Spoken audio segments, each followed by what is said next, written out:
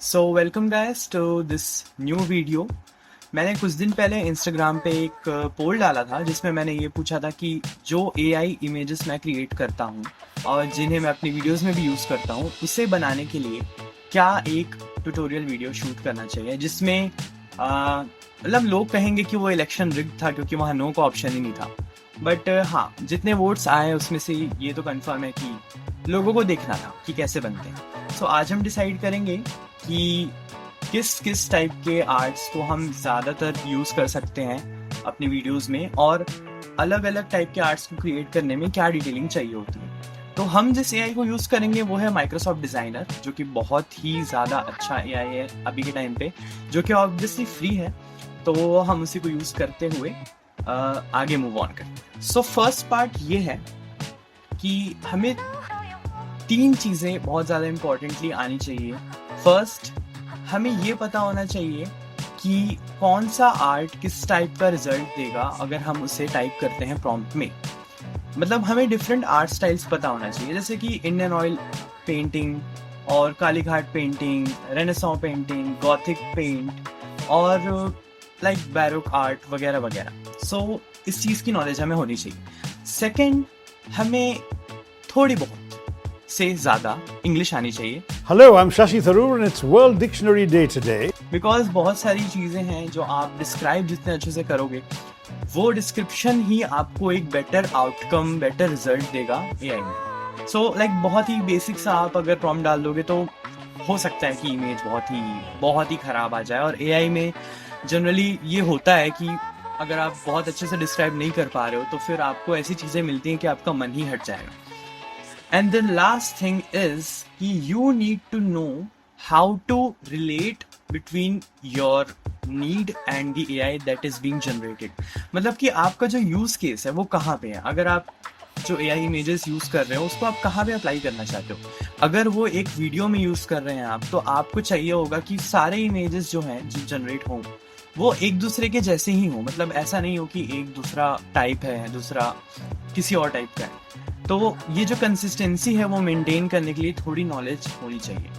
सो अब हम स्टार्ट करते हैं, मतलब बहुत ज़्यादा टाइम बिना वेस्ट किए। सो अभी हमने स्टार्ट कर लिया है डिज़ाइनर। तो डिज़ाइनर का जो होम पेज है वो ऐसा दिखता है। So let's start. सबसे पहले हम एक एग्जाम्पल लेंगे। अगर हमें क्रिएट करना है एक माइथोलॉजिकल क्रिएचर जिसके विंग्स हैं। सो क्योंकि मैं ऐसे टाइप के वीडियोस बनाता हूँ तो लाइक एक बड़ा ही बेसिक सा प्रॉम्प्ट डाल के देखते हैं। जनरली जो लोग होंगे वो एआई में जाके ऐसे ही टाइप करेंगे।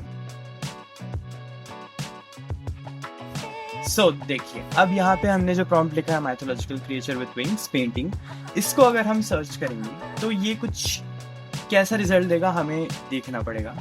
देखिए, ये जो है ये सारे इमेजेस जो इसने क्रिएट किए हैं।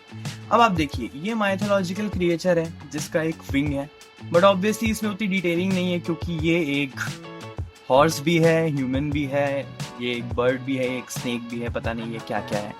और ये इसलिए हुआ है क्योंकि हमने बहुत ज़्यादा अच्छे से डिस्क्राइब नहीं किया है। और जाके देखते हैं, ये जो फोटो है ये थोड़ा सा लग रहा है कि हाँ एक्सेप्टेबल है, but still it has a very you know that kind of European touch to it and this also.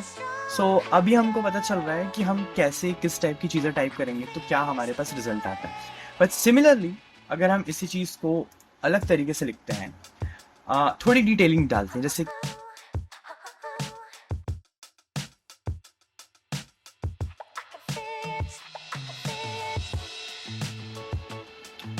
ये देखिए, अभी हमने जो सोचा था स्टार्टिंग में ये उससे थोड़ा ज़्यादा मैच कर रहा है, क्योंकि पहले वाले में एक ह्यूमन फेस आ जा रहा था जो कि मतलब हमें ऐसा एक माइथोलॉजिकल क्रिएचर चाहिए था जो एक्चुअल में क्रिएचर लगे। वो थोड़ा सा उसमें ह्यूमैनिक टच आ रहा था। अब देखिए, ये जो फोटो है ये काफ़ी अच्छी लग रही है। मतलब मैंने जो टाइप किया डार्क क्लाउड से सराउंडेड है और उसके ह्यूज विंग्स हैं। तो ये देखिए, जो ह्यूज विंग्स हैं यहाँ पे हम इसका स्केल देख सकते हैं, एक ह्यूमन और उसके विंग्स का स्केल। तो ये सारी चीज़ें वो नोटिस करता है।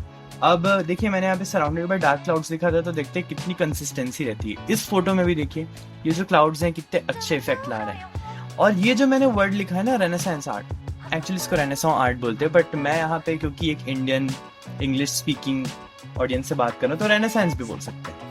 सो इस आर्ट में यही होता है कि आपको एक बहुत अच्छी कंसिस्टेंसी मिलेगी अगर आप आर्ट स्टाइल को स्पेसिफाई करते हो।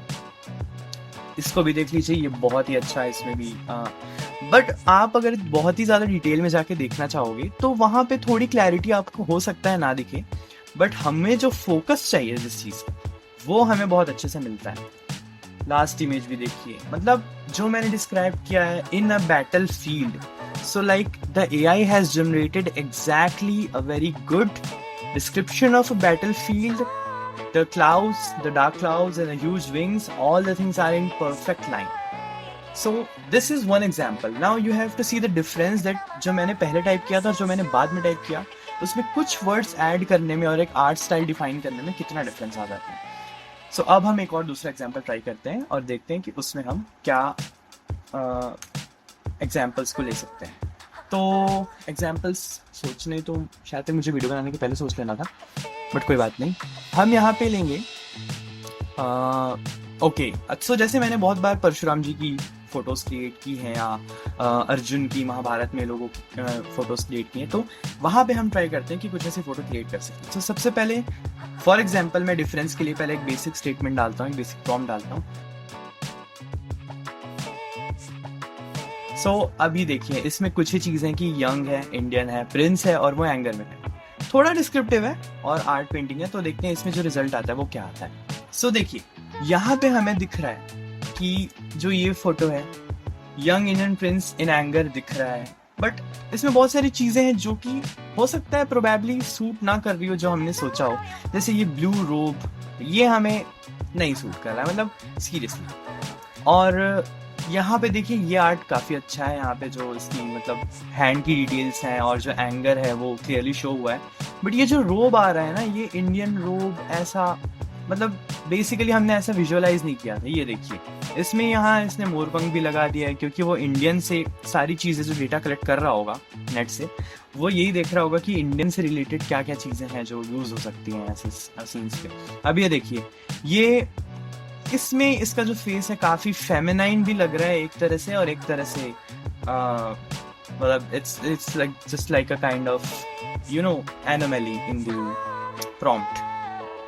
So let us try defining it more precisely, and let's try a young Indian Hindu prince wearing a golden armor, holding a big bow and arrow, और यहाँ पे ऐड करते हैं इन एंगर्स को रहने देते हैं, इन एंगर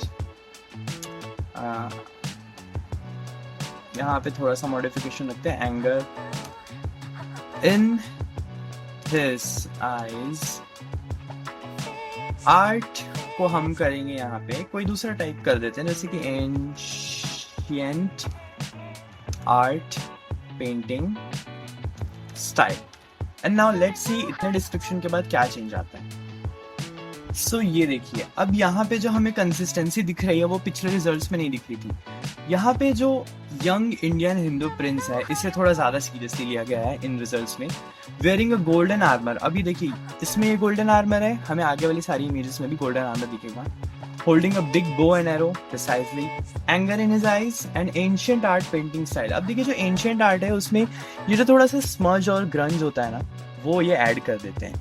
नेक्स्ट में भी देखिए, ये बो है, एरो है, गोल्डन आर्मर है, इंडियन प्रिंस है, सेम बो एंड एरो है, और ये जो एंशिएंट ऐसे जो स्मजी हो जाता है ना, ये फोटोज देखिए, यहाँ पे जो लाइंस दिख रही हैं, ये सारी ये चीज़ें डिटेल नोटिस कर रहा है। सिमिलरली ये भी है, ये थोड़ा सा पता नहीं कोई आर्केड गेम जैसा लग रहा है, बट ठीक है। और यहाँ पे देखिए, ये जो रहती है ना चीज़ें, आपको एआई के साथ ही डील करना ही पड़ेगा, क्योंकि यहाँ पे इसने बो तो दिखाया है बट ये एरो है, ये इसको ब्लेंड कर रहा है इस बॉडी के आर्मर के साथ। सो थोड़े बहुत ट्रायल एंड एरर्स के साथ आपको ये करना पड़ेगा। सो अब मैं ये चाहता हूँ कि आप लोग खुद ये ट्राई करें, because designer is free, and generate new images, try describing the images more, and use the photos in your videos and whatever you like to create, And for this video, I guess this is enough. And we'll meet soon in another video. So let's see if in the comment sections you want anything else for me to describe to you. So a big thanks to all of you, and bye bye.